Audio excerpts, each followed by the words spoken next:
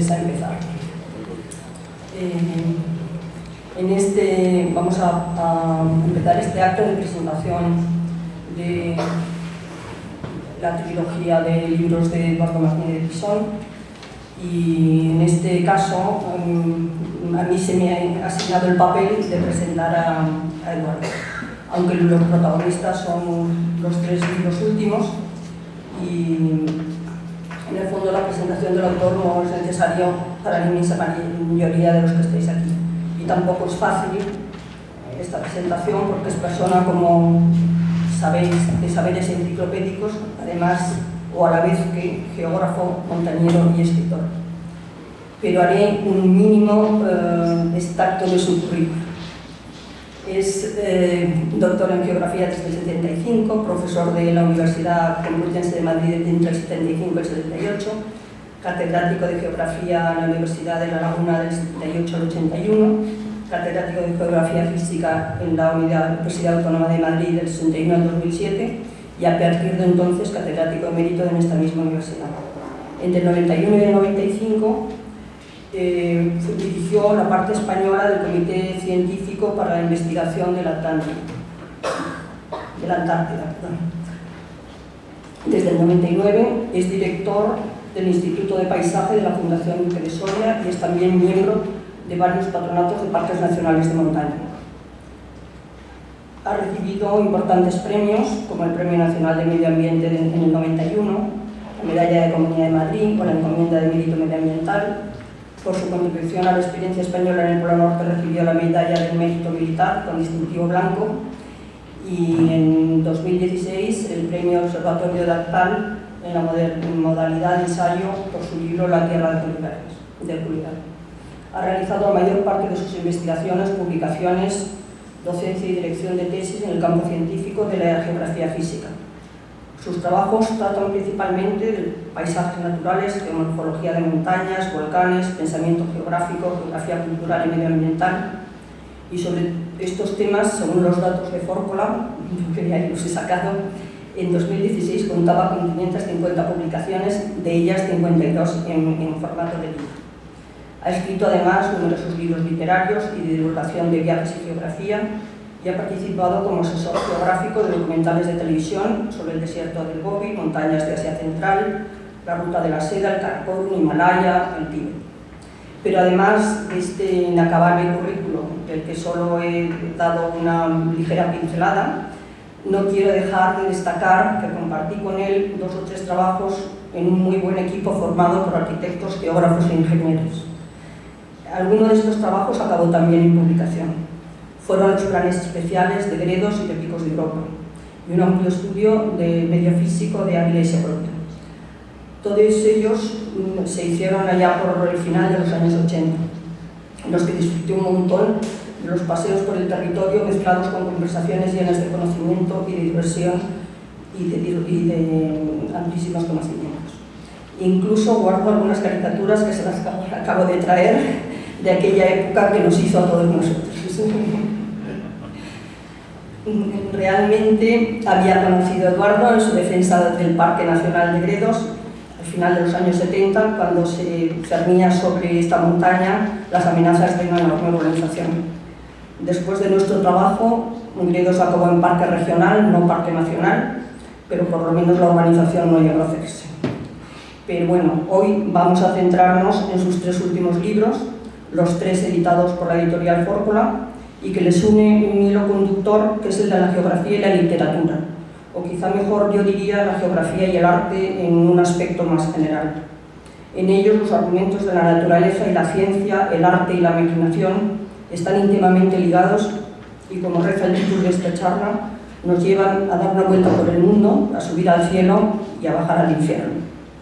Yo la verdad es que no he tenido ocasión de leer nada más que el último, Viajes al centro de la Tierra, noticias literarias de Homero a Julio Verne, y aún tengo los otros 2 en espera.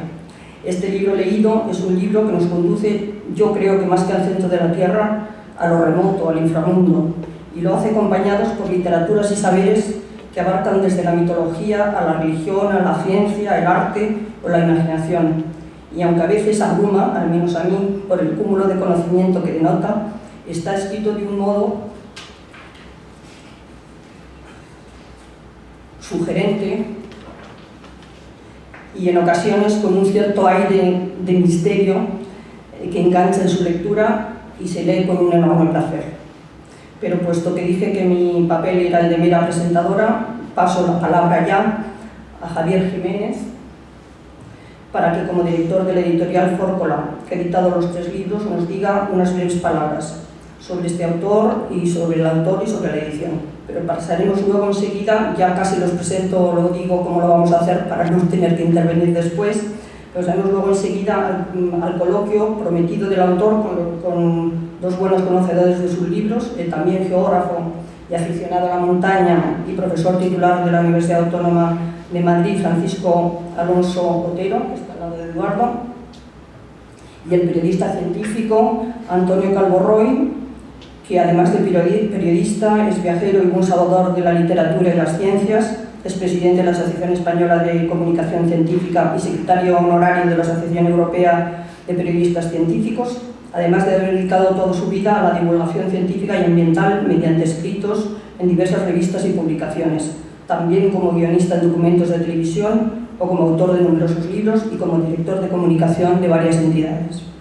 Os paso, por tanto, primero a Javier, que es también licenciado en Filosofía y acumula innumerables méritos, que no voy ahora a relatarlos, pero sobre todo que en las tareas de edición y de formación de libreros y editores. Y él se confiesa bibliómano y melómano. Bueno, pues dicho esto... Muchas gracias, Teresa. Buenas tardes, muchas gracias por acompañarnos, un verdadero placer tenerles aquí. Los que hayan tenido a Eduardo como profesor, considero que han tenido un privilegio. Los que lo tenemos como amigo es una gozada. En mi condición de su editor, desde luego, es un honor. Las relaciones entre un autor y un editor han dado ríos de tinta y han sido protagonistas de varios libros, pero les voy a recordar 3 relaciones muy curiosas a lo largo de la historia entre autores y editores. Cicerón, por ejemplo, tuvo a su editor Atticus. Fue el mejor editor de la época porque los copistas los tenía en casa a su servicio. Estaban bien alimentados, dormían bien y eran muy buenos copistas. Gracias a eso se conserva la inmensa mayoría de la obra de Cicerón, también traducida al español, y se conservan las cartas de Cicerón a Atticus, y son una delicia porque cuentan cosas muy interesantes. Un autor clásico romántico como Goethe tuvo una relación ambivalente con sus editores, hasta tal punto que les deseó el infierno. Pero si no hubiera sido por Gotha, su gran editor, que además fue culpable de que Schiller y Goethe se conocieran, bueno, pues Goethe a lo mejor no sería igual de magnífico, pero sus libros se hubieran editado de otra manera. Más reciente y más cercano, José Vergés y su relación con Delibes en la editorial Destino, ¿no?, que también ha dado un tomazo de epistolario muy interesante. Bueno, las relaciones entre Eduardo y yo, entre autor y editor, desde luego son magníficas, divertidas, donde el viaje y el tren han estado muy presentes. Lo sabe Paco, hemos hecho algún viaje juntos a Valladolid para presentar un libro. Y sin lugar a dudas, Jules Verne, como nos gusta decir a Eduardo a mí, Julio Verne, como nos hemos criado todos de cierta edad, es un eje vertebrador. Lo sabemos por Fernando Savater y últimamente José Carlos Mainer, en el último libro que he publicado de él, Periferias de la Literatura, de Julio Verne a Luis Buñuel, nos recuerda cómo Verne, para una generación, o para varias generaciones en las que me incluyo, ha constituido indudablemente parte de nuestra educación, no tanto sentimental, pero sí imaginaria, ese imaginario juvenil donde el mundo todavía tenía regiones ignotas o tenía esas geografías fantásticas de las que también nos hablas, Eduardo, en tus libros. Leyendo, no hay casualidades, estoy leyendo un libro de la Premio Nobel de Literatura, Szymborska, recordarán, Premio Nobel de Literatura en 96, polaca, y me encuentro entre sus recuerdos infantiles que leía con gusto a Julio Verne y que lo siguió leyendo de mayor. Y entonces recordaba fascinada las ilustraciones. Dice, pero eran todas a rayas. Los barcos eran a rayas, las velas eran a rayas, los trenes eran a rayas, el volcán del Polo Norte era a rayas. Dice, vaya, llegué al colegio y en la clase de geografía me explicaron que no había volcanes en el Polo Norte. ¡Qué decepción! Bueno, la geografía fantástica es algo de lo que, gracias a Julio Verne, de lo que nos ha hablado Eduardo en uno de sus libros, La Tierra de Jules Verne. Bien, esto es una trilogía ad hoc. Obviamente, ni él ni yo nos planteamos que iba a escribir y a publicar una trilogía. De hecho, el último libro es el quinto que publicó tuyo. Todo empezó con El largo hilo de seda, tus viajes por la ruta de la seda, y la culpa la tuvo desde el principio Tintín, no Verne, y ese viaje al Tíbet, ¿no? Pero Verne apareció rápido de la mano de uno de sus maravillosos personajes, Claudius von Barnack, y ese tren por Asia Central, lo que dio pie a que Eduardo me convenciera en este sueño loco de publicar dos de las novelas menos conocidas de Jules Verne para el público actual, Claudius von Barnack y César Cascabel, donde el gran protagonista de las novelas es la geografía. Todos los que estamos aquí en algún momento hemos leído a Jules Verne con un atlas en la mano buscando, cuando teníamos atlas en casa, yo sigo teniendo, pero ahora los chicos tienen internet, pero con el atlas al lado buscando los distintos lugares por donde pasaban los personajes. Hetzel, el gran editor de Verne, adjuntaba en los libros, los ilustraba con maravillosas ilustraciones de Rius, pero también con unos soberbios mapas de los que también Eduardo nos habla, ¿no? Bien, Verne nos llevó de la mano para editar estos dos magníficos libros, y después de Tintín, la culpable del resto fue una señora que hace unos años se la conocía como Jorge Sand. Ahora ya no hace falta que venga el Día de las Escritoras para que reivindiquemos la figura de George Sand y su libro Laura. Laura lo íbamos a editar en Fórcola con un magnífico prólogo de Eduardo, o sea, de Verne a George Sand. Finalmente no pudo ser, el traductor no entregó el trabajo a tiempo, pasaron los meses y casi 2 años, y Eduardo se cogió un disgusto morrocotudo, pero el editor, que a veces hace un poco de saltimbanqui, pues se me ocurrió proponerle, oye, puesto que ya tienes 60 o 70 páginas de prólogo para el libro de George Sand, ¿por qué no hacemos un libro de viajes al centro de la Tierra? Ya habíamos pasado por la maravillosa experiencia de tu libro sobre la Tierra de Jules Verne y lo viste inmediatamente con un flash. En el medio, y nunca mejor dicho porque están ordenados por orden cronológico, en el medio está tu soberbia enciclopedia La montaña de Arte, porque solo puedo referirme a ella como una enciclopedia. No agotas el tema porque incluso tú propones en el libro nuevos ríos y nuevas rutas por las que seguir, quizá haya una continuación, pero desde luego los que lo lean sentirán lo que el personaje del cuadro de Gaspard Friedrich siente, ¿no? Que es la montaña a sus pies y él como espectador, casi orteguiano, yo soy yo y mi montaña, contemplando todo ese panorama de montañas que nos ofrece, artísticas, musicales y literarias en su soberbio libro. Finalmente la trilogía no nació, pero se hizo. Y sí creo que está bien traído este título general de Geografía y Literatura o Geografía y Arte, como ha dicho Teresa. No me quiero extender más, como les decía, es un honor, un privilegio tener a Eduardo como autor en Fórcola, desde luego es una gozada tenerle como amigo y contertulio en diversos viajes. Las ideas surgen, saltan y se convierten finalmente en libros que nos hacen gozar durante horas. Paco, adelante. Yo estoy encantado de estar aquí presente y he tenido la oportunidad de estar aquí a su lado, en el lado izquierdo, lo cual es muy representativo.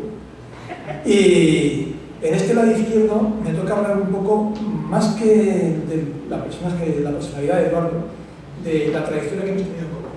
Una trayectoria muy larga, y en esa trayectoria querría recalcar un momento en su vida fundamental, pero que ha pasado en cierto modo desapercibido, y es cuando se jubiló. Cuando se jubiló, dio una lección, la lección jubilar, que es una maravilla, con un título que nos deja a todos fascinados. Se llama nada menos que La belleza del oficio de geógrafo. Bien, ese título es el título de su vida. Su vida es la búsqueda permanente de la belleza. Y esa belleza como geógrafo ha salpicado a la montaña, al paisaje, a las rutas caminantes, a todo. Entonces, es la belleza del montañero, la belleza de la persona que sabe dibujar, la belleza de la persona que sabe escribir y, por supuesto, la persona que sabe caminar. Todo eso está presente en su obra. Y esa obra es el compendio de esa capacidad que tiene de encontrar belleza allá por donde vaya. Con lo cual, siempre que habla de la belleza, por encima de todo. Y no que extenderé más, soy muy breve porque lo mío es muy conciso. Y quería hablar de esa idea de belleza que estaba presente en Eduardo y que es la clave de su obra.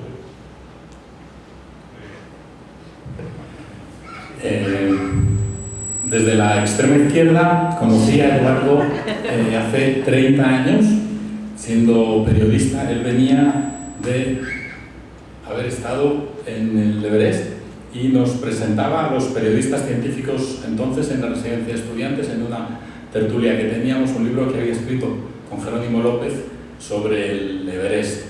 Tuve la suerte después de que prologara un libro mío de la Antártida y no mucho después conté con él durante años sucesivos para que clausurara un curso que hacíamos de periodismo científico, una semana retirados en un pueblo en Rascafría, y venía el último día Eduardo y a aquellas fieras que estaban allí una semana escribiendo y trabajando reunidos les colocaba unas diapositivas y durante hora y media hablaba de la montaña.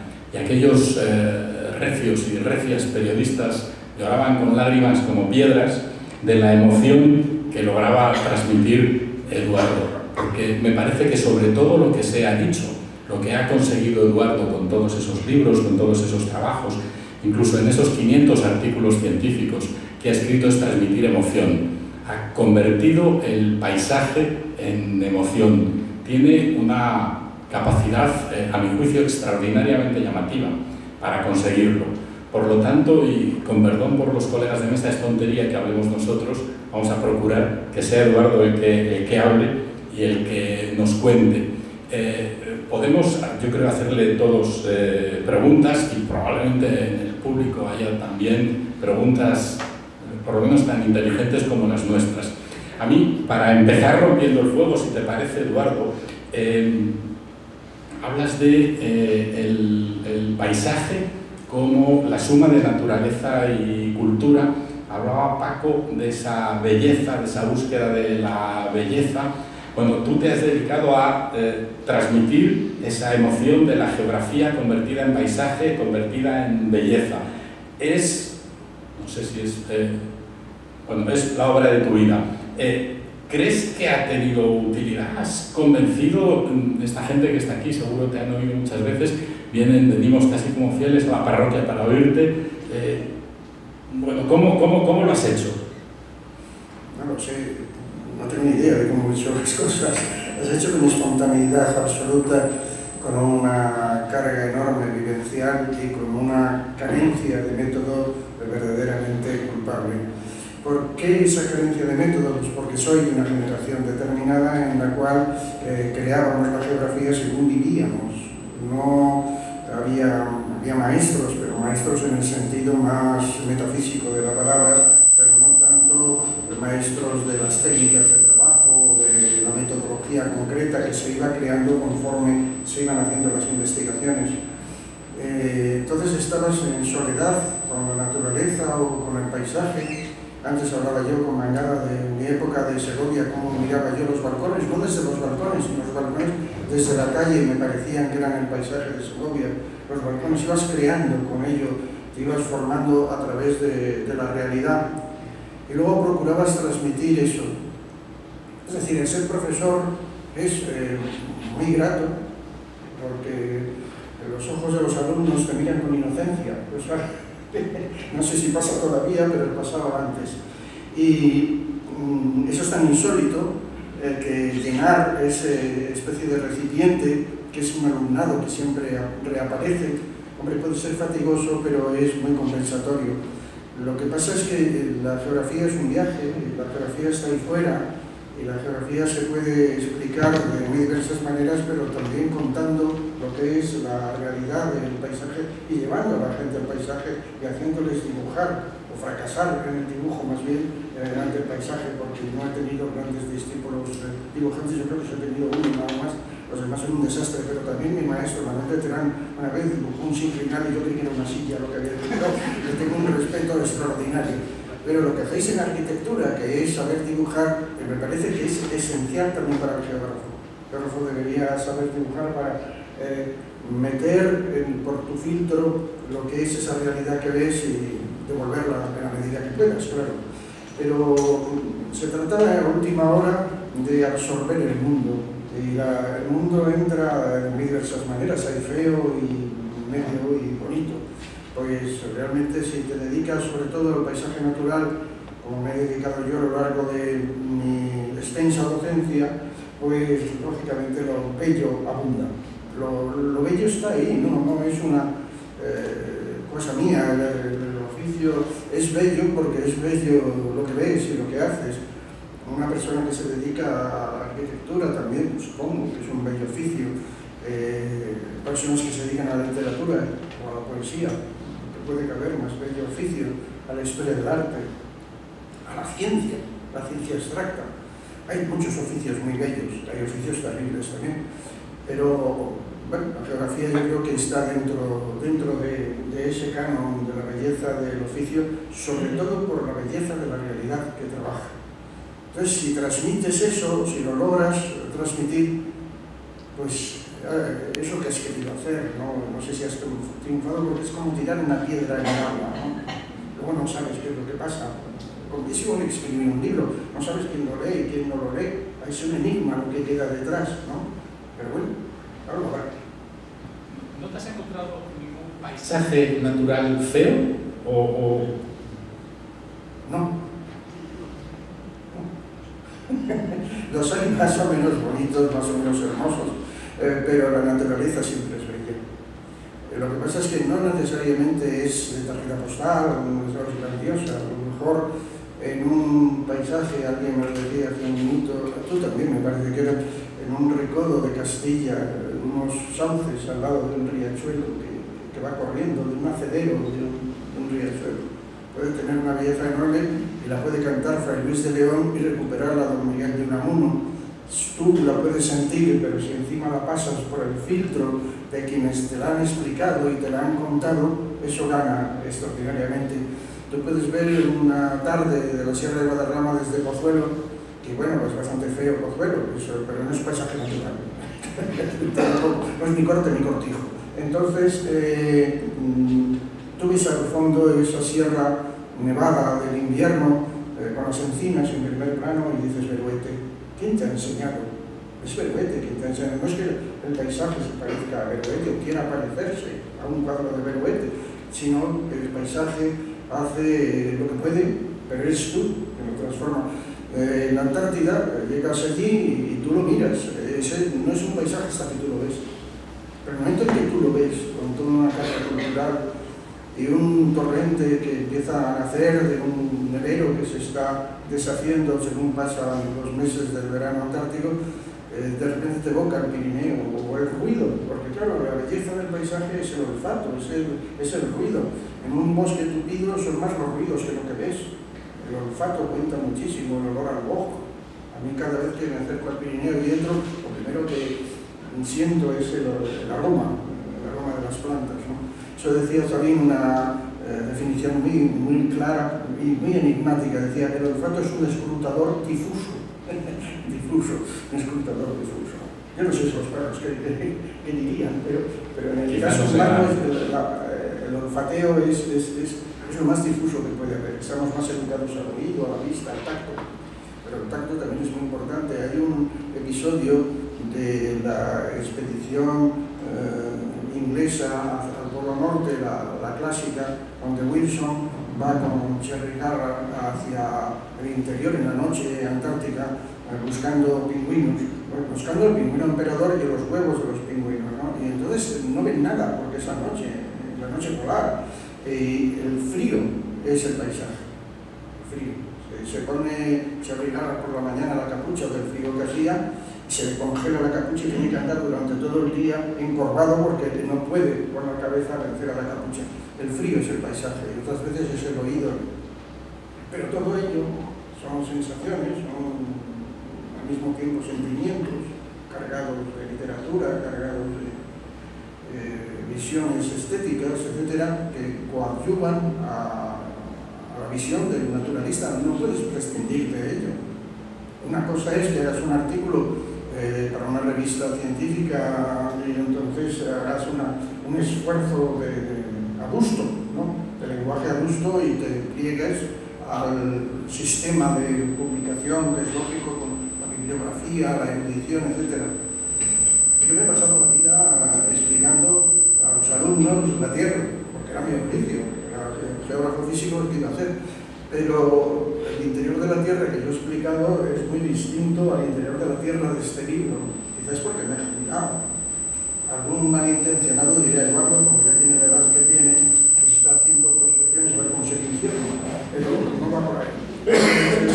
Con otra intención, tampoco es una vuelta a la infancia. Es decir, Julio Verne, lo he leído de adulto y me ha parecido que era un autor estupendo que escribía geografía, que no lo trataba a la gente, después vamos a montarlo porque yo sí lo he leído. Pero el viaje al centro de la Tierra que yo he escrito ahora es la otra cara de la Luna, es el viaje al centro de la Tierra que yo no explicaba en clase, porque en ese sentido era muy riguroso, pero estaba ahí.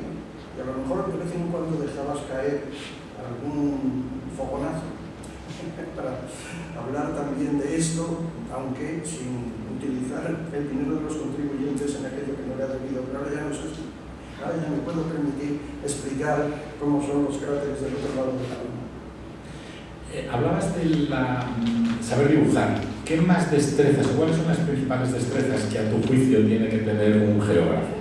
¿Cómo los destrezas? Las habilidades, lo que... Sí, ¿no? Es que, ¿qué caracteriza a un buen geógrafo, además de saber dibujar? Lo primero de todo es la inteligencia. También.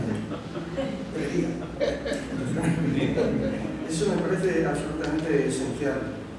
En segundo lugar, el amor a la tierra. El amor a lo que estás haciendo, al trabajo que estás realizando, porque el objeto de tu trabajo lo merece. La geografía no es más que un instrumento para conocer la tierra y para hablar de ella y para contarla a otros, ¿no? Pero no es la geografía un fin en sí mismo, es un instrumento para amar la tierra, para cuidar la tierra, para entender la tierra y para respetar la tierra, para enseñar a respetar y a conservar la tierra. Yo concibo así la geografía. Entonces te he dicho dos, ¿no? Que eran inteligencia y amor a la tierra, y luego sensibilidad. Porque claro, todo esto requiere armarse. Hay que armar el corazón, no solamente el cerebro. Y sensibilidad para saber dónde estás y ocupar tu puesto en el terreno. El puesto del geógrafo es un difícil puesto, hay un opúsculo de Julio Muñoz que se llama el puesto del geógrafo o algo parecido, no me acuerdo exactamente el título, el puesto de la geografía física o algo así. El puesto que tienes. El puesto te lo marcan muchas veces los demás. Concretamente en mi vida he tenido mucha relación con geógrafos, pero yo creo que he tenido más relación con geólogos, con ingenieros, con periodistas, con otros, porque he vivido muy excéntricamente, muy fuera del centro, quiero decir. Pues el mundo te solicita, el mundo llama a tu puerta. Que no eres tú solo el que decide lo que es la geografía y lo que hay que hacer, sino los demás te solicitan, lo que los demás te piden. Entonces me piden cosas, como los arenillas, pidiéndome que haga, con Miguel Ángel Troitiño, algo sobre Gredos. Pues a mí me tocaba la geografía física y la geografía humana, pero éramos geógrafos, pero estábamos solicitados para hacer un trabajo en defensa de Gredos a última hora, en defensa de la naturaleza de Gredos, para evitar las amenazas que se cernían en aquel momento sobre la sierra. Entonces es el mundo el que te llama, el que te va guiando y te va llevando. El hecho de que Fórcola exista y que esté ahí, pues también me ha condicionado y me ha guiado porque me ha pedido cosas. Y esta trilogía famosa que se ha inventado, yo la escribí sin pensar jamás que iba a ser una trilogía. Yo escribí el primer libro porque me apetecía, en mi jubilación, gozar de nuevo con las maravillosas aventuras geográficas de Verne. Era otra manera de verlo, además me podía atrever. Porque normalmente la gente no se atreve a hablar de un autor que se considera infantil, y yo, que tengo 500 publicaciones detrás, me podía atrever, no pasaba nada. Entonces me atreví a escribir, no era una vuelta a la infancia en la senilidad, no, me atreví a escribir sobre un autor, no maldito, pero sí por lo menos preterido, pero que me parecía que tenía un gran interés. Y así, Fórcola fue suscitándome cosas. Un antiguo alumno, que se llama Carlos Agudo, que tiene un kiosco donde venden cervezas y bocadillos en el Escorial, cosas de la geografía, hay de todo. Fue director de una sección de la editorial del Vives, y entonces me pidió en aquella época que si podía hacerle un esquema, un tiempo sobre la geografía y el arte. La geografía y la pintura, me dijo exactamente. Yo se lo hice, pero era una cosa tan cara de editar que no funcionó. Y un día en una conferencia en la Juan March, que se sentaron juntos, él y Fórcola, Javier Jiménez, conocido por Fórcola, pues se ha apoderado de él el espíritu de la editorial. Pues le dijo Carlos Agudo, ¿por qué no le publicas a él? Pero claro, no en plan caro, como podría ser un libro de esquina, sino en plan barato, sin ilustraciones, una relación entre la geografía y el arte, puesto que él me hizo un detalladísimo índice sobre que eso podía ser.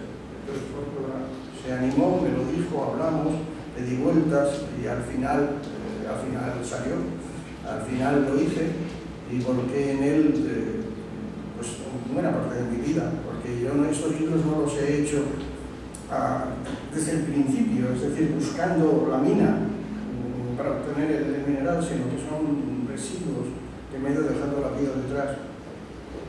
Y bueno, pues han sido sugerencias, en este caso una carambola entre un antiguo alumno y un editor nuevo. Bueno, pues eso es fantástico, y hay que seguir. Hombre, mientras no te desvíen demasiado o no te extravíes en el itinerario, no te vayas, te disperses en exceso, ¿no? Pero si no es así, ¿por qué no? Al fin y al cabo es para lo que sirves. ¿Para qué sirve un geógrafo? Es para lo que los demás te piden. Cuéntale que no te extravíes, no te pierdas en el bosque, ¿no? Pero si no te pierdes en el bosque, eso es bueno. Sí que yo creo que depende mucho de lo que ha venido de fuera. Sí, yo quería preguntarte una observación, y es que más o menos en el año 2000, en tus libros aparecen palabras muy curiosas. Yo veo aquí la palabra el sentimiento de la montaña, mirada sobre el paisaje, la imagen del paisaje, cuadernos de montaña, montañas dibujadas, la montaña y el arte. Es decir, ¿ha habido aquí un cambio en tu vida importante? No, soy el mismo, exactamente el mismo, soy mucho más viejo, entonces ¿qué voy a hacer? Pero la trayectoria es perfectamente clara, ¿no? Entre las montañas dibujadas son dibujos de montañas que se publicaron como tales dibujos, ningún comentario o muy pocos comentarios. El sentimiento de la montaña, que lo hice en colaboración con Sebastián Álvaro, era un libro sobre lo que los alpinistas han contado artísticamente desde el punto de vista fotográfico, desde las películas, la música, la pintura, la literatura, lo que los alpinistas han contado de su experiencia en la alta montaña, que es un legado fabuloso, un legado extraordinario, porque además no son profesionales. El Víctor Hugo va al Pirineo, pero el Víctor Hugo es Víctor Hugo, observa la montaña y hace unas composiciones fantásticas, pero no ha penetrado en el interior de la montaña como en cambio lo ha hecho el alpinista. El alpinista no es Víctor Hugo, cuando cuenta las cosas, hay algunos que son muy buenos, no es un gran pintor, pero cuenta que tiene la historia, el relato de un mundo perdido. Un mundo que si no, esas vivencias se disipan, llega Jerónimo López a la cumbre, baja, no lo cuenta, Eso se va, eso se dispersa, lo cuenta y eso queda. Hay que contar las cosas, como en todo. Pero el relato es muy importante, y eso lo habéis inventado los periodistas, es verdad. Es decir, cuando se escribe la conquista de México, hay otro que escribe otra conquista de México inmediatamente después para justamente dar una versión diferente.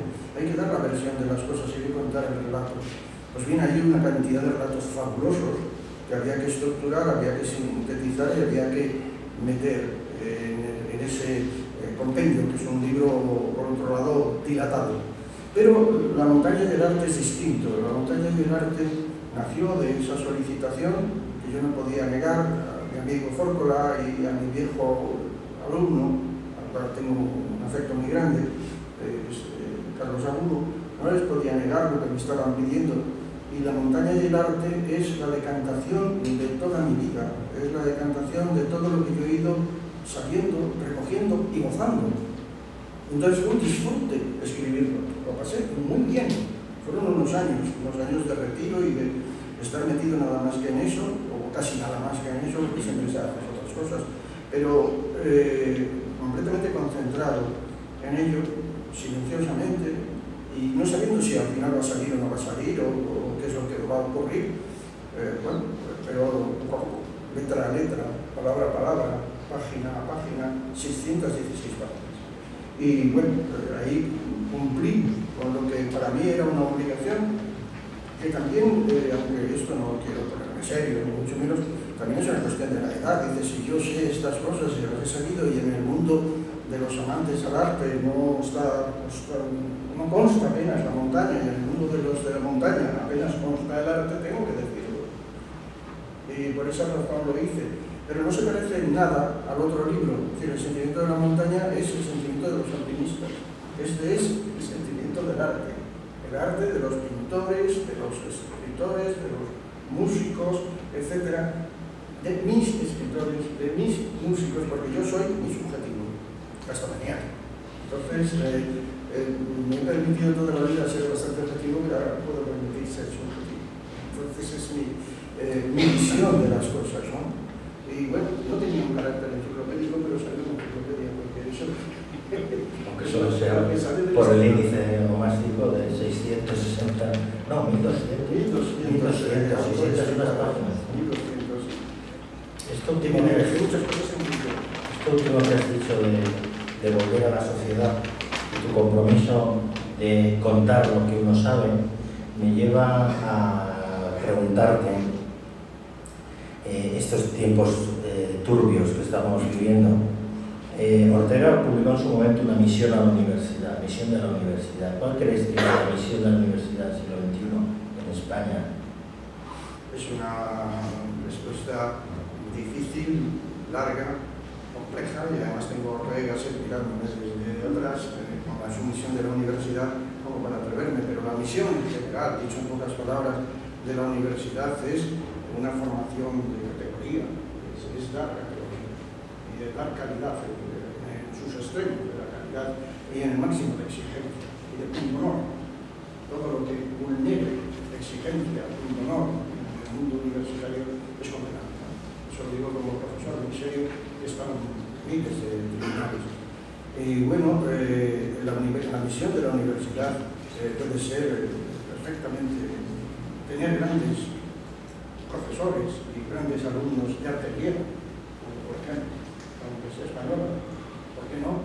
No va a ser una misión pragmática, una misión puramente coyuntural o búsqueda de técnicos o de peritos. Todo eso estará bien, no digo que no, pero no es la misión estricta de la universidad, es de alta categoría y de altas esferas.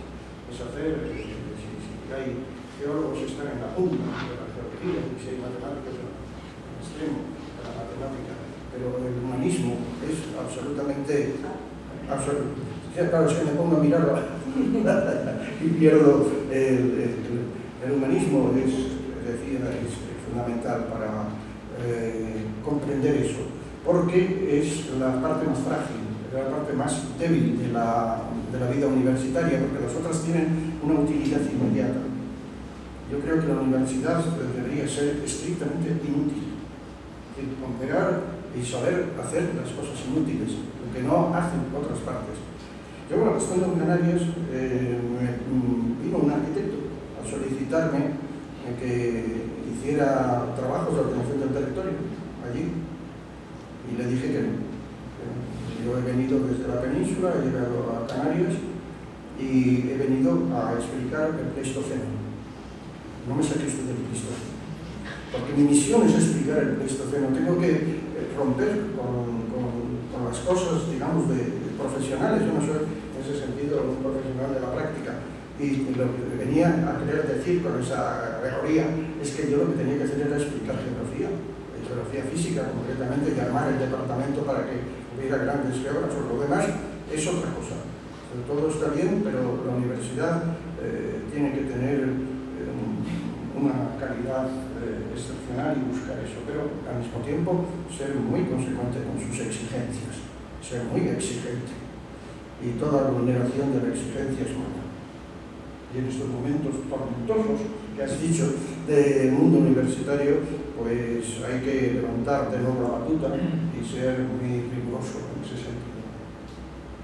Sí, yo volvería un poco a los orígenes de lo que dije. ¿No añadirías a esto también que haría falta un poco de sentimiento y de belleza en esta transmisión? Sí, bueno, lo he dicho, que hace falta sensibilidad. Entonces hace falta cultura, porque te enseña. La cultura no es solamente una especie de vestimenta que te pones encima. La cultura te enseña a ver, te enseña a mirar, y eso lo sabía muy bien el Cosío, cuando la Institución de Libre Enseñanza decía que hay que enseñar a mirar, hay que enseñar a saber ver, y te permite ver. En el caso nuestro, que es el paisaje, lo que es el objeto de mi geografía, al menos, pues cultivar lo que es la mirada es importantísimo. Eso se hace a través de los procedimientos que tú has dicho, pero todo eso se enseña y todo eso se aprende. Que no solamente es la espontaneidad, el talento, no, el talento es otra historia, pero todo eso se puede enseñar y aprender, se puede transmitir, y si no se transmite, pues mal estamos, ¿no? Pero efectivamente es así. Y además que hay una solicitación. Vamos a ver, el paisaje es bello, he dicho antes, no todo el paisaje es bello, pero el paisaje natural sí es bello. Tienes, después de los trabajos que se han hecho, son bellos.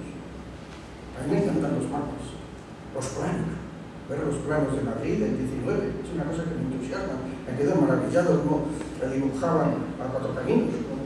Pero al mismo tiempo los mapas de Castellarnau o de cualquier otro sobre la Sierra de Guadarrama son absolutamente atractivos. No digo los mapas del Mercado o del Polo Norte, que son fabulosos, eso ya es una novela completa. Hay el objeto de trabajo y el trabajo mismo es de gran belleza. Entonces, las descripciones de los buenos geógrafos que hacen de las que hacía Terán eran fantásticas, del Valle del Paz, por ejemplo, o de otros lugares.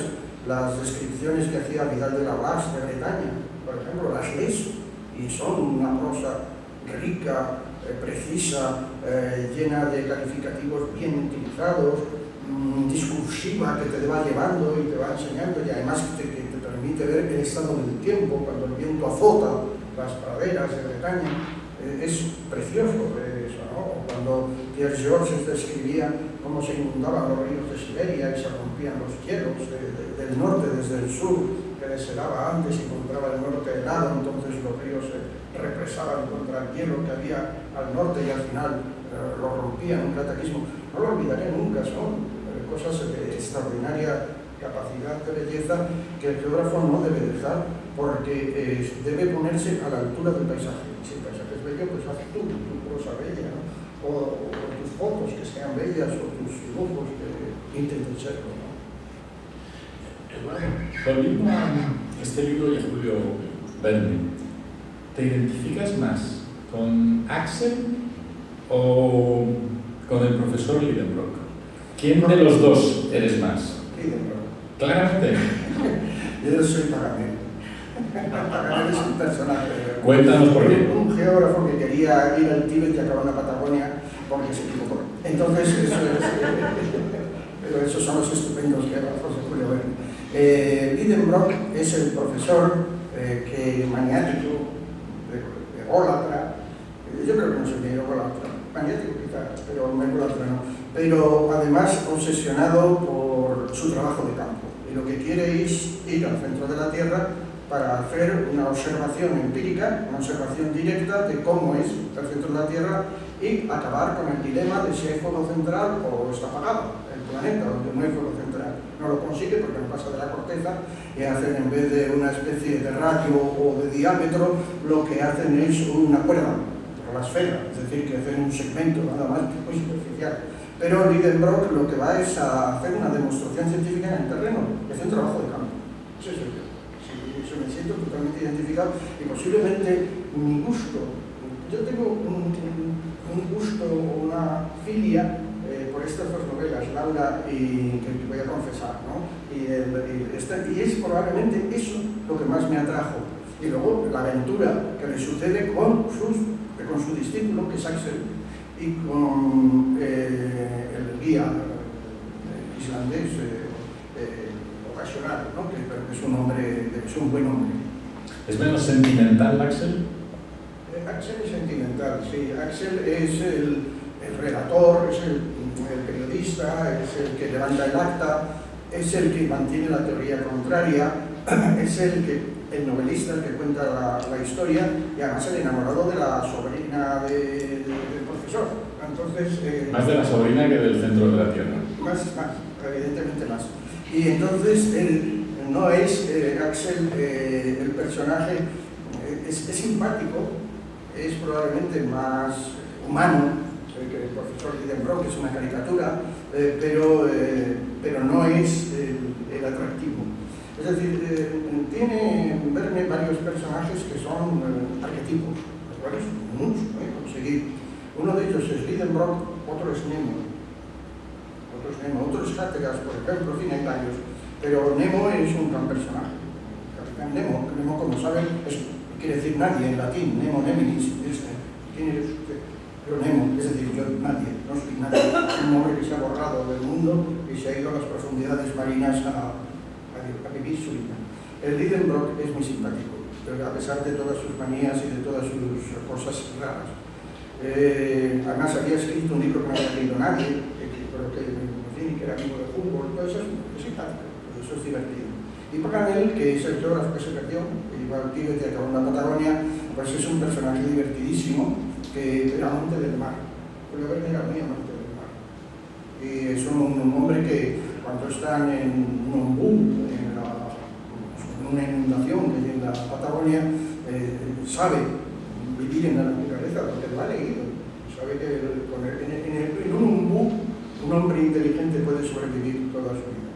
Y puedes partir de cero, como si fuera el principio de la prehistoria, y llegar a la civilización, que es lo que hace con todos los náufragos. Verne hace exactamente la misma historia y se pasa por todas las etapas de la prehistoria y de la historia hasta llegar a la dinamita, que es el final de los descubrimientos de los náufragos en la isla misteriosa, ¿no? ¿Cuál es el final de civilización? No está nada mal, eso de haber descubierto la nitroglicerina, exactamente, no la dinamita. Y sí, el Paganel es, en un momento determinado, le preguntan por dónde se va, atravesando los Andes. Y dice, se va por aquí, se va por allí. Y un Leo está allí, le dice, pero bueno, ¿cómo sabe usted todo esto? ¿Usted ha venido por aquí? Y dice, yo he estado por aquí cientos de veces. Dice, caramba, ¿cómo ha sido posible? Y eso sin moverme del sillón de mi cátedra, porque lo he leído en los libros y lo he visto en los mapas. Entonces, es el geógrafo libresco que se convierte también en geógrafo de campo. Un personaje lleno de gracia. Hay otro que se llama Rosetta, igual que la piedra Rosetta, igual que la aventura espacial de Rosetta, que también es un sabio, es un matemático y es todavía más maniático que esto. Pero en fin, esto está dentro de lo que podrían llamar los profesores. Hay otro geógrafo que es el príncipe Narkin, que es una simulación de Kropotkin, del geógrafo anarquista Kropotkin, que aparece en César Cascabel, que lo recoge malherido, está perseguido por el zar, ha huido de la prisión, cuenta la historia de Kropotkin, y que, bueno, pues es un personaje fantástico, que es un geógrafo lleno de bondad. Es curioso cómo Verne, que era un hombre tan moderado en su expresión política, Sin embargo, le caían muy bien los anarquistas, concretamente en este caso Kropotkin y en el caso de Reclus, que le sigue constantemente y lo cita, bueno, además que es muy citable, porque las cosas que escriben los hermanos y concretamente Eliseo son fantásticas. Entonces, desde el punto de vista geográfico, Hibernia las utiliza constantemente, se nutre y lo dice, cuando lo cita, lo dice. A veces no cita desde dónde está la fuente y hay que adivinarla, enseguida se pilla, pero normalmente lo cita. Así que la geografía está extraordinariamente presente en el mundo berniano. ¿Qué novela echas de menos de Julio Verne? ¿Qué novela te hubiera gustado leer de Julio Verne? Quizás sobre esas montañas de tu corazón, los Pirineos, Guadarrama o el Teide. Bueno, el Teide es Guadarrama, pero el Verne. No. ¿Qué novela echas de menos en Verne? ¿Cuál te hubiera gustado leer? Y si alguna relacionada con las novelas de tu corazón. Perdón, con las montañas de tu corazón. Novelas del corazón, pues No.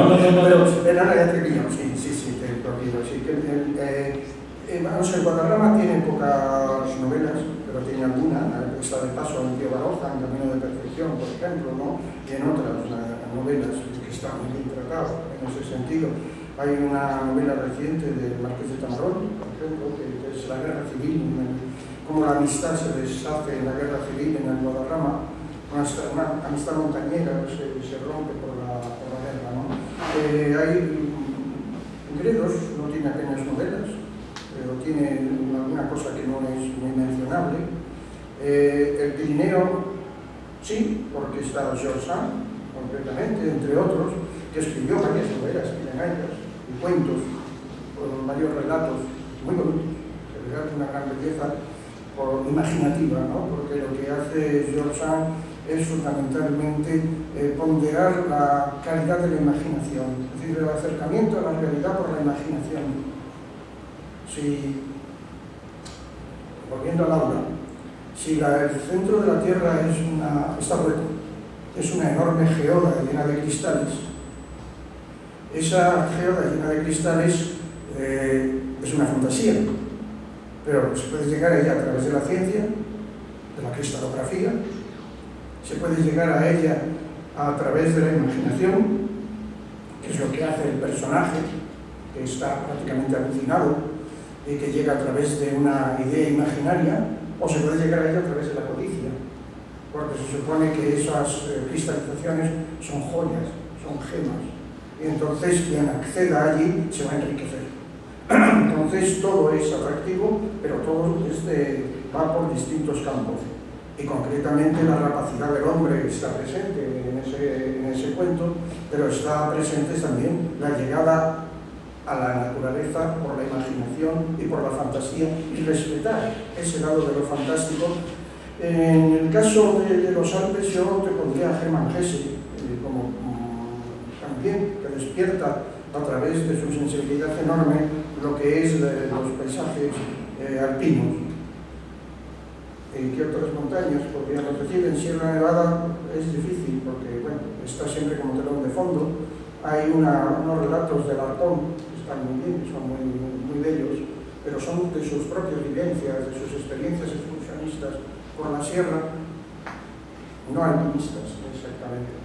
Y desde luego el mundo alpino es inacabable de lo que hay de literatura, hasta Thomas Mann, La montaña mágica, libros soberbios, magníficos, que están creando un canon de lo que es la cultura de montaña, que luego va a trascender o no a otras partes y llega a otros sitios, pero en fin, sí hubiera sido bueno haber tenido más novelas de estos otros sitios, una novela de Moncayo, pero en Moncayo no hay más que lo de Becker, que no está mal, por otro lado, pero en fin, siempre hay alguien detrás en Picos de Europa, lo hay, y por supuesto lo hay en el Kirguistán. Yo me quedé sorprendido visitando el Kirguistán y el Tien Shan, la cantidad de pintores, no literatos, de pintores magníficos rusos, de origen ruso, de paisaje, de montaña, del siglo XIX y de principios del XX, pero prácticamente coetáneos de los nuestros y de los alpinos, pero también de Sorolla o de Beruete o de otros óleos, etc. Con un toque particular, no necesariamente impresionista, pero relacionado con ello, de gran originalidad y de enorme belleza. Te quedas asombrado hasta dónde llega la capacidad de devolución, porque al fin y al cabo de belleza a la belleza de la montaña, la belleza del paisaje, ¿no? Sí. Yo tengo un par de preguntas que van asociadas. Además, una de ellas que me llama mucho la atención es: has dicho que te gustaba mucho un personaje geógrafo que se perdió en un recorrido que hacía. Sí, eso se parece aquí. Yo iba a decir, si no sea si en algún momento de tu vida te has sentido perdido en tu oficio de geógrafo o te has sentido en una encrucijada, ¿qué sabes qué camino elegir? Sí. Es una pregunta. Y la segunda pregunta que nos A ver, de una en una, porque si no luego se me olvida. Sí, me he sentido en encrucijadas. Yo cuando acabé la tesis doctoral, acabé saturado, absolutamente, me parece muchísimos años. Lo tuve que compatibilizar con ganarme la vida, la existencia, dando clases, y fue una tesis que duró más de la cuenta. Y acabé absolutamente harto de mi propia tesis doctoral y de mí mismo haciéndola en estas condiciones. Y probablemente hubo un momento en el cual decidí dejarlo todo.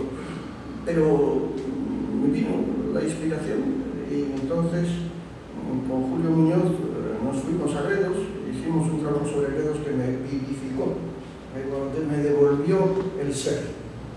Allí fuimos con Nicolás Ortega, subimos al Lanzor, todavía con nieve, me pegué un resbalón enorme. Aquellas son vivencias que no las puedo nunca olvidar, que hemos tenido con mis compañeros, y bueno, pues yo creo que con ellos y con esa posibilidad yo me reincorporé a una geografía que ya no me ha abandonado,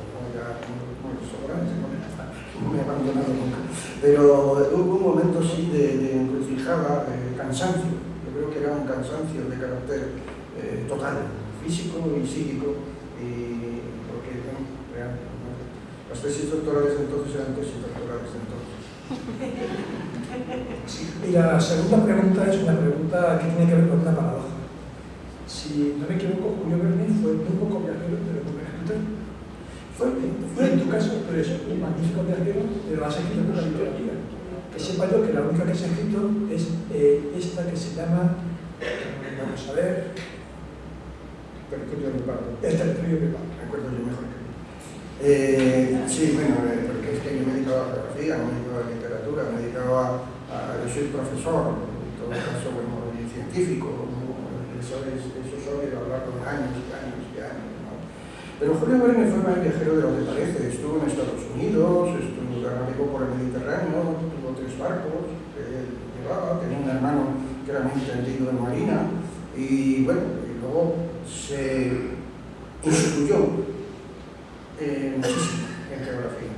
Él perteneció a la Sociedad Geográfica de Francia, fue miembro, se reunía en París o en otros lugares con la sociedad.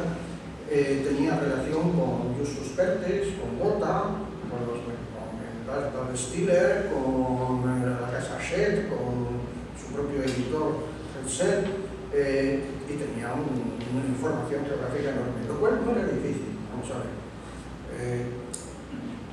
Yo no sé si hay aquí alguno, quizá Nicolás o Lola, que anda por ahí, que recuerde el seminario número 13 de la Complutense, del viejo edificio de la Complutense entonces. Todo lo que había era un armario, todo lo de la bibliografía, que estaba en el Instituto Juan Sebastián Elcano del CSIC, pero en la universidad había un armario donde estaban 4 libros de Nerón, de Historia de la Geografía, quiero decir que era difícil hacerse, claro, existía el Juan Sebastián Elcano con Terán, donde se podía prácticamente uno informar profundamente, pero había dificultad, y así que había una gran dificultad para informarse sobre viajes y sobre lo que era el mundo en el siglo XIX, lo que era la Tartaria, ¿no?, en el siglo XIX, o lo que eran los polos o las islas de Spitsbergen. En Francia no. En Francia había una tradición enorme de libros de viajes estupendos desde el siglo XVIII que llegaban hasta Verne perfectamente, y había unas bibliografías, como lo sigue habiendo, los departamentos franceses enormes. Ahora, gracias a Galia, por ejemplo, en Internet te puedes meter y tienes la Biblioteca Nacional de París a tu disposición y te das cuenta de la cantidad de joyas que hay metidas allí. pero efectivamente Verne se ilustró con lo mejor que había para poder escribir esas cosas. Y cuando se iba por lugares desconocidos, que fueron muchos, solo se inventaba. Este famoso volcán del Polo Norte que antes habéis dicho, pues es estupendo, porque primero no existe. Pero es que un volcán se puede autodestruir, igual que se edifica, ¡pum! Una explosión puede destruirse, con lo cual yo he dicho que había un volcán, pero llega el explorador y dice que no hay ninguno, pues se ha destruido.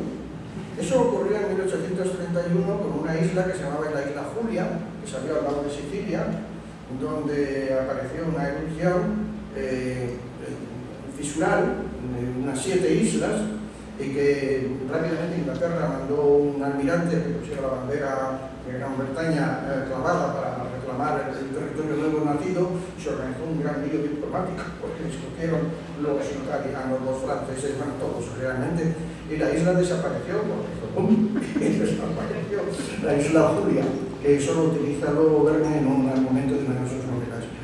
Efectivamente, pues el volcán del Polo Norte, al que subió el capitán Hatteras, podía claramente haber existido y haberse difuminado. Lo que pasa es que el Polo Norte tiene una fosa marina de 4.000 metros de profundidad, donde es difícil que saliera un volcán emergiendo de la parte alta.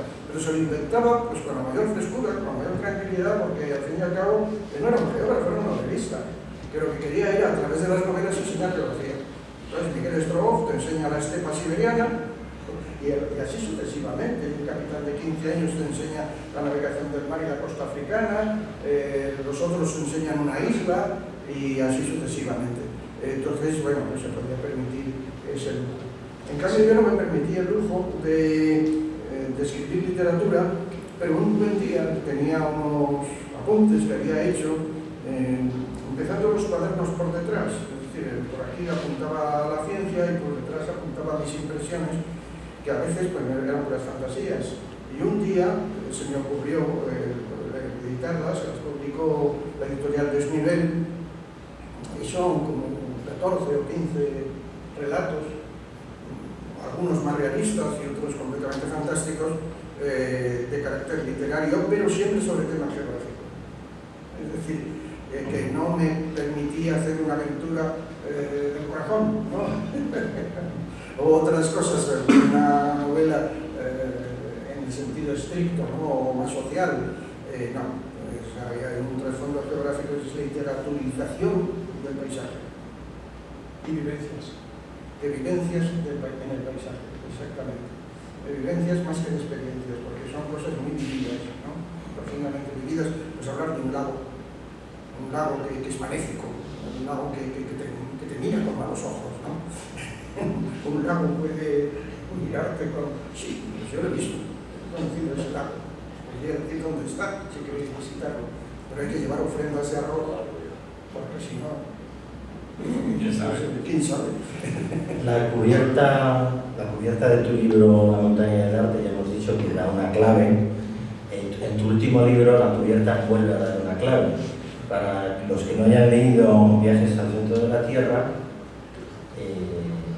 digamos que Verne es el culmen de un viaje de toda la civilización occidental desde la antigüedad, con esta fascinación por la caverna, la cueva, el centro de la Tierra. O sea, Verne no se inventa algo, sino que está a hombros de gigantes de una tradición que podemos remontarnos hasta Virgilio, ¿no? Pasando por Kircher, que no deja de ser el icono del libro. Esta tradición es tremenda y ha cimentado la civilización occidental, no solo la literatura, sino que ha sido motor de otras disciplinas, ¿no? Es que el centro de la Tierra está lleno de metafísica y lleno de física. Pero de metafísica porque es donde se alberga el pasado, donde se almacena el pasado. Es decir, este momento ya está pasado. Ya, cuando he empezado la frase ya se ha pasado, ya se ha ido. El pasado queda en alguna parte y el pasado está en el inframundo. En el inframundo se puede visitar a poetas que han fallecido, puede ser a ver a Lucrecio o a Lope de Vega. Ahí están, en el inframundo, en la creencia de los clásicos, es el pasado.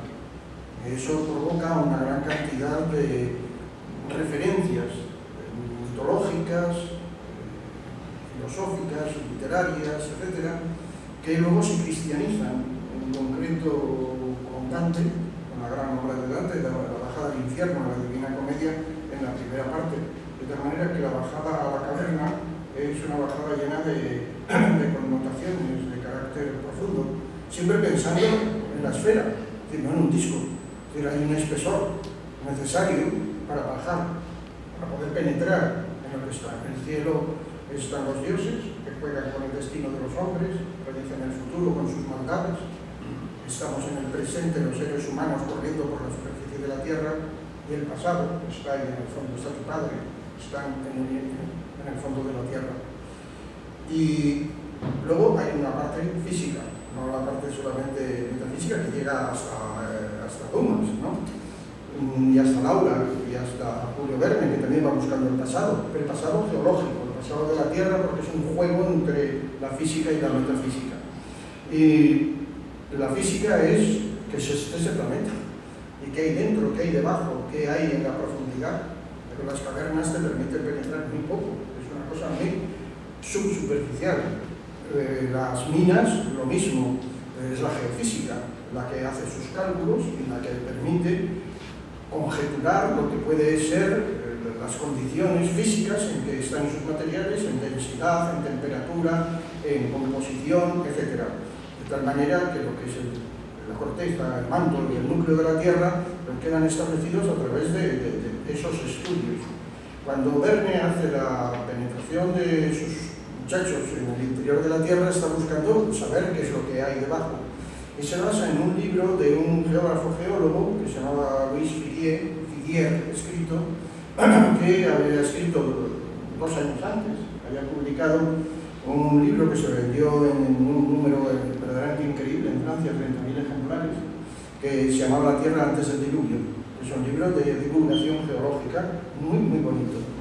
Y tiene los gráficos, que es lo que siguió Verne. Verne siguió la organización de las capas, desde las capas más superficiales, de las capas del cuaternario hasta el primario, e incluso el sustentáculo del primario, en lo que entonces se llamaba lo primordial, que era una capa granítica que separaba del interior de la Tierra.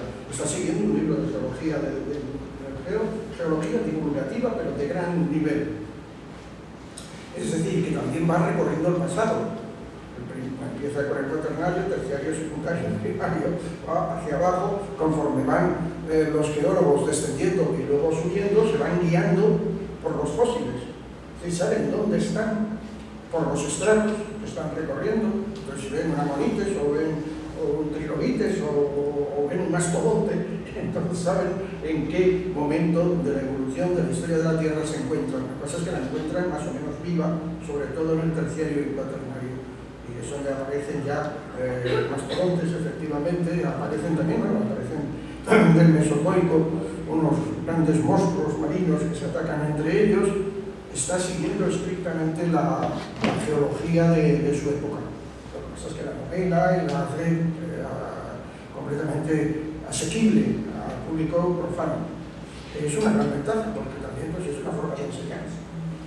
Hablabas, Eduardo, has citado un resbalón en Gredos, has citado un lago que te mira mal.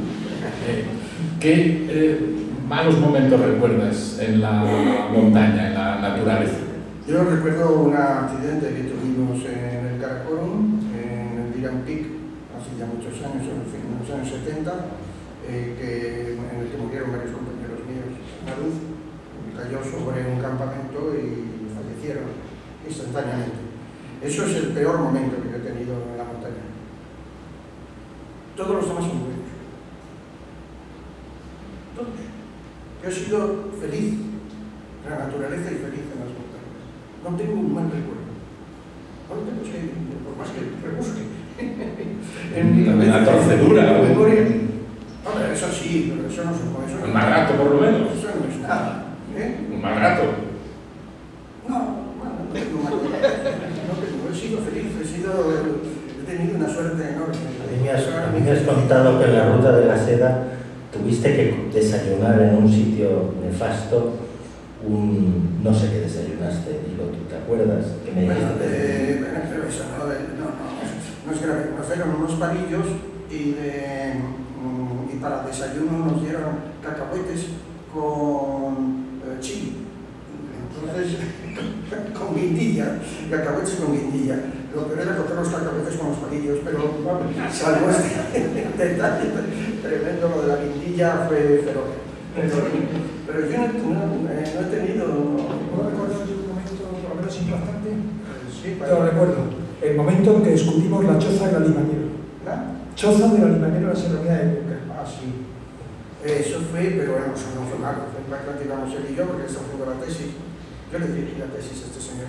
Y entonces estábamos juntos por las Torcas de Cuenca y por las altas serranías y las paraneras de Cuenca, y al subir por una ladera, que no se veían más que rocas peladas, calizas, grises y blancas, cegadoras, había un árbol y una choza. Y el árbol estaba plagado de alimañas ahorcadas, plagado por decenas, cuervos, zorros, comadrejas. Era un espectáculo absolutamente terrible. Y había al mismo tiempo una tierra de labranza muy pequeña al lado de la choza, no había nadie, y la tierra de labranza estaba llena de pedruscos. Entonces, romper aquello con el arado debía ser una cosa verdaderamente tremenda. Y había como 100 espantapájaros. Terribles, ¿no? Una cosa alucinante que podía ser de una película de, no sé, de un italiano. Alucinante. Yo ni he visto un espectáculo tan absolutamente tremendo. Y luego preguntando, cuando ya volvimos, porque salimos allí espantados a todo correr, y todo casi nada, ya no vimos más de la tesis, salimos de allí horrorizados con los pelos de punta, preguntando, me contaron que el que vivía allí era un antiguo alimañero que había estado al servicio del ICOMA para matar alimañas. Y cuando lo habían jubilado, pues no tenía hijos, los sobrinos no querían saber nada de él, porque era bastante huraño, y se había ido a aquel lugar de la uranía total, donde nosotros encontramos, y que se dedicaba a luchar contra todas las alimañas porque le comían la pequeña cosecha que podía tener aquí de no sé qué, podía ser de centeno, yo no sé de qué podía ser aquello, porque no nos pudimos fijar por el espectáculo, y que enloqueció y al final se lo llevaron a un manicomio en Cuenca. Pero bueno, es una historia de lo que es de la España negra, ¿no? La España negra de otros tiempos, del mundo rural más profundo, ¿no? De lo que había por ahí. ¿Era esto lo que se refería? Sí. Bueno, eso también es la montaña, pero no fue desgraciado. De acuerdo, vivamente es impactante, sí, impactante. Sí, quizá haya preguntas. Sí, eso estaba planteando yo, que a lo mejor a alguien nos apetece decir alguna cosa desde ahí. Yo quería preguntarte, Eduardo, ya que eres amante de la música. Levanta un poco la voz porque ando... Sí, digo, quería preguntarte, ya que eres amante de la música, ¿cuál es la música de la geografía para ti? La música de la geografía.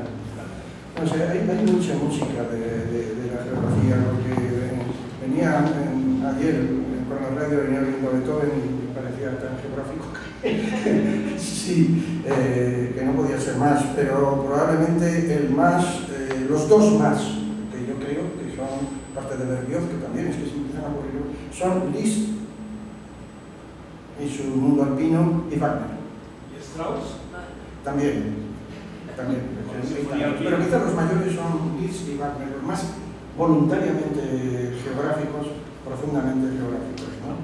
Porque son de gran categoría.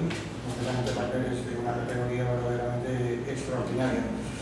Pero hay muchísima música vinculada al paisaje. ¿Y alguna vez has escuchado música paseando por la montaña, haciendo montañismo? Quizás ahora con... Decía Gese que él cantaba canciones y yo también las canto. Lo que pasa es que aprovecho que estoy en la montaña para que no me oigan porque canto muy mal. Entonces, es un buen lugar para ir cantando. Pero yo, sí, la trucha, ¿no? Por ejemplo, la trucha es muy senderista, es muy para ir andando. Y Vivaldi también, sí, es para ir paseando. Sí, vas. Te produce un ritmo, ¿no? Pero yo no sé si es que me evoca la montaña música o que la música sale de dentro para observar lo que es el caminar por la montaña. Porque la montaña también no es pura contemplación, también es acción, porque lo requiere. Primero es un obstáculo que te exige y que te obliga, y hay riesgos en la montaña que tienes que eludir y sortear con destreza y a veces con energía. La música distrae. Ponte el dicho. Digo que la música distrae. La música distrae y la música te hace ganar también. La música se desarrolla en el tiempo. Quiero decir que la pintura no, la pintura está ahí quieta, es una foto. La película se desarrolla en el tiempo, el cine, pero la música es puro tiempo. Entonces tú estás en el tiempo de la música. Cuando escucho la Sinfonía Alpina de Strauss, siempre me acuerdo de vosotros, me acuerdo de Marco y de esa música descriptiva, ¿no? Sí. Tan potente. Sinfonía Alpina es bellísima. Pero también Vangelis tiene la Antártida, por ejemplo, ¿no? El Himalaya, está muy bien. Una cosa más moderna, no sé. Vaughan Williams con la Sinfonía Antártica es fabuloso. Dice el crítico musical y amigo Blas Matamoro que hay que distinguir entre Ricardón y Ricardín. Ricardón es Wagner y Ricardín es Strauss. Sin Wagner, Strauss no hubiera hecho nada. Pero bueno, la Sinfonía Alpina es realmente bellísima. Yo no sé si tú me hablamos tú y yo en un momento de Guridi. Sí, de ¿Verdad? La sinfonía pirenaica. La Sinfonía Pirenaica de Guridi, si no han escuchado, que tiene muchos ecos de Richard Strauss, pero Guridi, que nos pilla más cerca que Ricardín, te gustará. De todas maneras, un punto. A mí en la montaña me gusta oír la montaña. He perdido mucho oído en el último año, y lo siento, porque no oigo el rumor del torrente con la misma capacidad que lo oía antes. Pero la montaña se llena de sonidos y de silencio, como las cuevas también. El silencio es importantísimo. La montaña, un silencio que si tú permaneces silencioso, también se hace mucho más vivaz. El silencio es muy importante. Y luego los sonidos, el sonido del viento en las hojas de los árboles.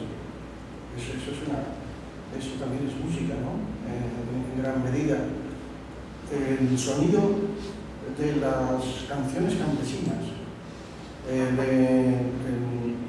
sonido de las canciones que cantaban los campesinos de los Alpes cuando llevaban los ganados a los prados de altura o cuando los bajaban, lo cantó Rousseau, Juan Jacobo Rousseau, Le Grand de Vache se llama. Y el Grand de Vache fue recogido después por muchos otros autores, concretamente por Senancourt, que lo cuenta en Obermann, y oye también exaltado, Le Grand de Vache. Esos son sonidos también emocionantes, porque parten de la garganta del hombre y de las culturas instaladas en la montaña, y que no solamente son Strauss o Wagner, ¿no? Hay otros sonidos que también hay que escuchar en el mundo de la montaña. Y estoy acordando, bueno, sí. No, me estoy acordando ahora del poema de Enrique de Mesa, ¿no? Que yo creo que también es música, ¿no? El poema, ¿me oís bien? Sí. Bueno, pues el poema de Enrique de Mesa, Corazón, vete a la sierra y acompasa tu sentir tu latir con el corazón de la tierra, ¿no? Yo creo que eso es música también, ¿no? Que acompasa tu sentir con el tranquilo latir del corazón de la tierra. Acompasa. Porque es que todas partes ponen acompaña y no tiene sentido. Acompaña tu sentir, acompasa tu sentir con el tranquilo latir del corazón de la tierra. Pero es una errata, ¡pum! Todas las erratas hasta ahora en todas partes. Está la errata en la edición de Austral, de Enrique de Mesa, nada por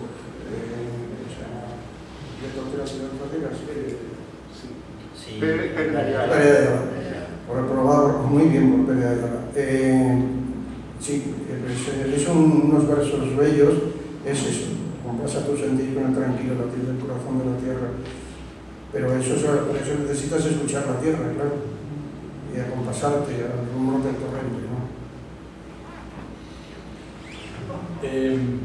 Eduardo, dices que el ser humano estorba en la naturaleza. con frecuencia. ¿Cómo hacemos para no estorbar y para enseñar a no estorbar? Lo que hay que hacer es no estorbar.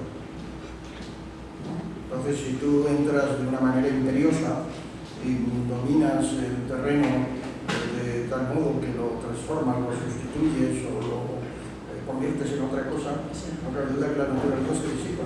Los genios se marchan, se van, huyen los enanos corriendo, los gnomos se van rápidamente. Pero si tú tienes cuidado, tienes amor a las cosas como son, respeto por ellas, admiración por ellas, conocimiento de ellas, no estorbarás a la naturaleza. Y a veces incluso me decía una vez un cazador de pueblo, que no había conocido otro modo de acercarse a la naturaleza en su propia cultura, más que la caza, que se quedaba quieto como si fuera una piedra, y que entonces los animales no le reconocían como persona, le reconocían como piedra, se creían que era un objeto más y tomaban confianza. Los insectos le subían por las piernas, las mariposas volaban a su alrededor y se posaban en su hombro, los pájaros se quedaban inmediatamente al pie, picoteaban, un zorro pasaba, inmediatamente aquello se ponía en funcionar la naturaleza de ese entonces.